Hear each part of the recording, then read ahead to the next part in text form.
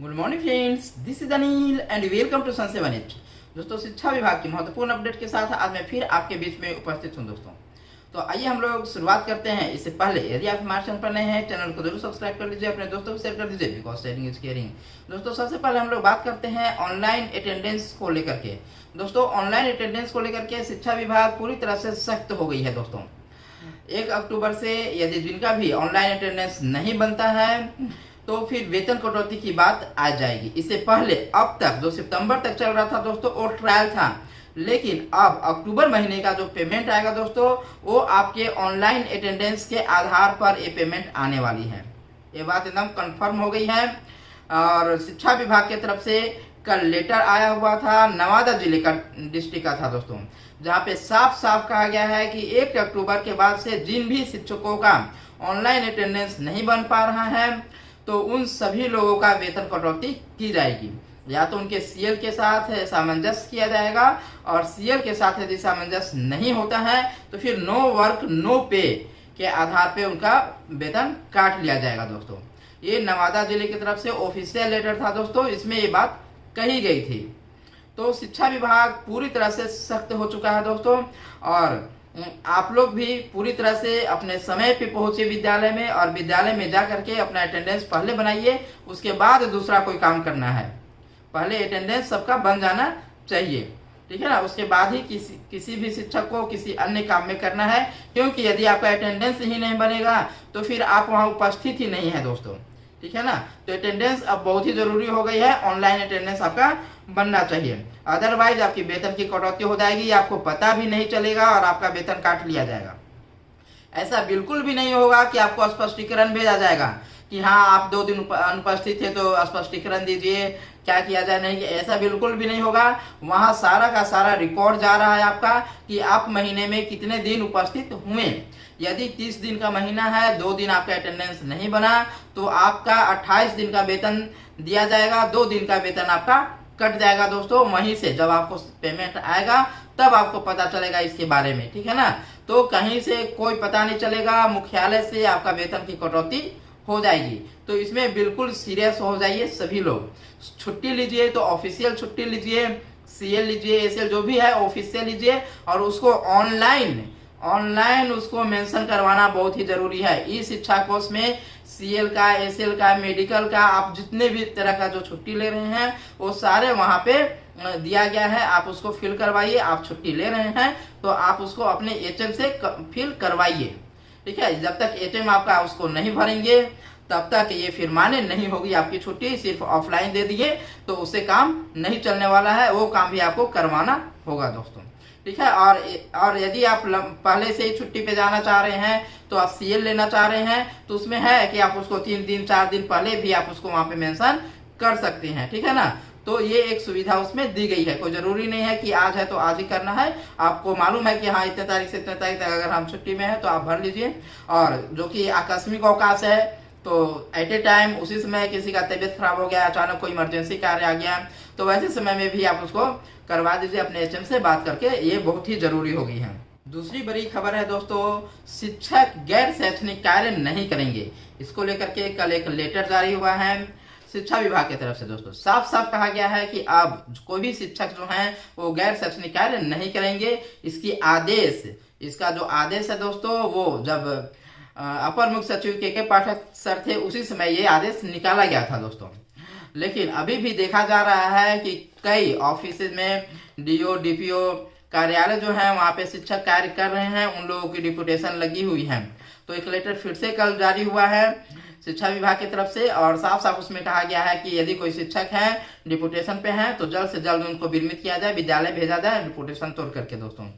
तो शिक्षक किसी भी तरह का कोई गैर शैक्षणिक कार्य अब नहीं करेंगे, फिर से ये लेटर जारी किया गया है।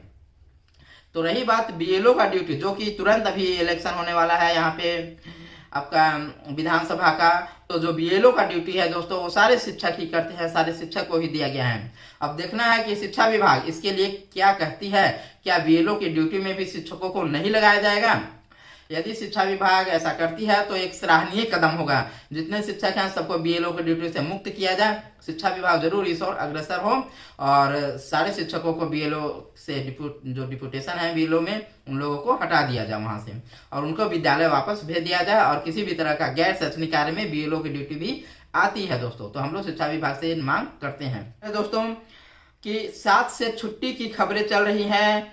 कई लोग ये कमेंट्स कर रहे हैं, फोन कर रहे हैं कि क्या सर 7 तारीख से छुट्टी हो जाएगा, इसको लेकर के बातें कर रहे हैं। लेकिन दोस्तों कल एक खबरें चली थी, एक पोर्टल है उसके माध्यम से बातें बताई गई थी कि माननीय मुख्यमंत्री जी हैं उसका संज्ञान ले रहे हैं और संज्ञान लेने के बाद उन्होंने आदेश दिया है कि 7 तारीख से छुट्टी कर दिया जाए। तो बिल्कुल ऐसी कोई बात फिलहाल नहीं है दोस्तों। यदि छुट्टी हो जाती है तो अच्छी बात है। एक पोर्टल की तरफ से एक माहौल बनाने का कार्य किया गया है, बट ऐसा अभी तक कोई भी ऑफिशियल नहीं है कि 7 तारीख से आपको छुट्टी मिल जाएगा। जो छुट्टी आपको 10 तारीख से दिया जा रहा है वही छुट्टी आपको 10 तारीख से ही दिया जाएगा, ऐसी बिल्कुल भी कोई बात नहीं है।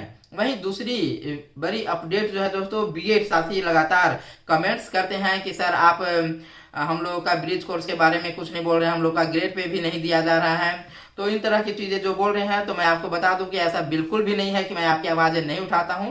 समय समय पे मैं इस चीजों को बोलते आ रहा हूं कि ब्रिज कोर्स होना चाहिए। लेकिन ब्रिज कोर्स में दोस्तों बिहार सरकार कैसे करवाएगी? अभी तक एनसीटीई की तरफ से जब कोई गाइडलाइंस जारी ही नहीं किया गया है कि आखिर ब्रिज कोर्स का पाठ्यक्रम क्या होगा, कितने महीने का, वैसे 6 मंथ का होना है, पहले से सबको मालूम है इस बात का। लेकिन क्या क्या होगा, कौन से संस्थान करवाएगी, इसके बारे में डिटेल जब तक नहीं देगी तब तक बिहार सरकार कैसे करवाएगी, ये बड़ी पहली बात हो गई। हालांकि सुप्रीम कोर्ट ने भी एनसीटी को कहा कि आप 1 साल के अंदर कीजिए, 2 बैठक भी उसकी हुई और ऐसा लगा कि अब बहुत जल्द 1-2 सप्ताह के अंदर सारा कुछ गाइडलाइंस जारी कर दिया जाएगा एनसीटी की तरफ से। लेकिन 2 बैठक होने के बाद फिर वो भी गहरी निद्रा में सो गए, किसी भी तरह का कोई चीजें निकल करके बाहर नहीं आ पा रहा है दोस्तों। तो वैसे में ब्रिज कोर्स तो फिलहाल हो नहीं रहा है। रही बात ग्रेड पे, इस वजह से जो बीएड वाले हैं 1 to 5 में हैं उन लोगों को ग्रेड पे नहीं दिया जा रहा है।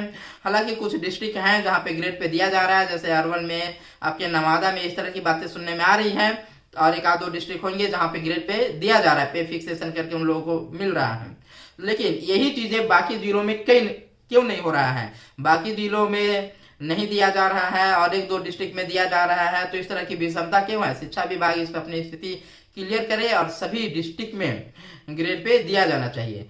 अगली महत्वपूर्ण खबर जो है दोस्तों वो आपके डाउटफुल कैंडिडेट्स, जो कि आपका सक्षमता की जो काउंसलिंग हुई थी उसमें 1,50,000 शिक्षकों की काउंसलिंग सफलतापूर्वक हो गई। लेकिन 37,000 शिक्षक ऐसे थे जिन लोगों का डाउटफुल था या उपस्थित ही नहीं हुए थे।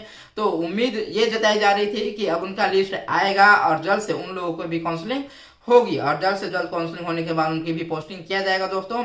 लेकिन दोस्तों वहां पर भी समस्याएं आ रही है। गोपालगंज जिले की तरफ से सक्षमता का जो डाउटफुल है उसका लिस्ट जारी किया गया था और फिर से उसे वापस ले लिया गया है, उस लेटर को कैंसिल कर दिया गया है, वापस ले लिया गया है।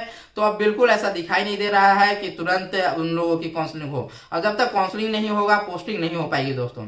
अब मैं आपको बता दूं कि जो नियोजित शिक्षक हैं जब उनकी पोस्टिंग हो जाएगी तो वो विशिष्ट शिक्षक बन जाएंगे और नियोजित शिक्षक हैं इस बाबत उन लोगों को दिसंबर तक का अलॉटमेंट भी जारी कर दिया गया है शिक्षा विभाग की तरफ से दोस्तों। तो बहुत ही कम चांस ऐसा दिखाई देता है कि दिसंबर से पहले उन लोगों की पोस्टिंग हो पाएगी, क्योंकि पोस्टिंग की जो प्रक्रिया है वो भी नहीं हो पा रही है। डाउटफुल कैंडिडेट्स का शेड्यूल जारी नहीं हो पा रहा है। तो ये तमाम अटकलें लगाई जा रही है, जिससे कहा जा सकता है कि शायद इस वर्ष वो राज्यकर्मी न बन पाए, विशिष्ट शिक्षक न बन पाए। 2-3 महीने का और समय लग सकता है। हालांकि शिक्षकों को अपनी तरफ से पुरजोर कोशिश करनी चाहिए और जब तक रिजल्ट, जिस दिन से रिजल्ट आया है उस दिन से राज्यकर्मी की मांग की जानी चाहिए दोस्तों। हम लोग भी वही मांग कर रहे हैं कि जिस दिन रिजल्ट आया है उस दिन से जो नियोजित शिक्षक हैं उन्हें राज्यकर्मी का दर्जा दिया जाए, क्योंकि ये जो रेट लतीफ हो रहा है दोस्तों इसमें शिक्षक कहीं से भी कोई जिम्मेवार नहीं है, दोषी नहीं है और इसके लिए सिर्फ और सिर्फ शिक्षा विभाग दोषी है। तो शिक्षा विभाग को राज्यकर्मी का दर्जा उन्हें दिया जाना चाहिए रिजल्ट के डेट से दोस्तों। तो आज के महत्वपूर्ण अपडेट है दोस्तों, फिर मिलते हैं अगले वीडियो में। तब तक आप सन से बने के साथ बने रहें। बहुत बहुत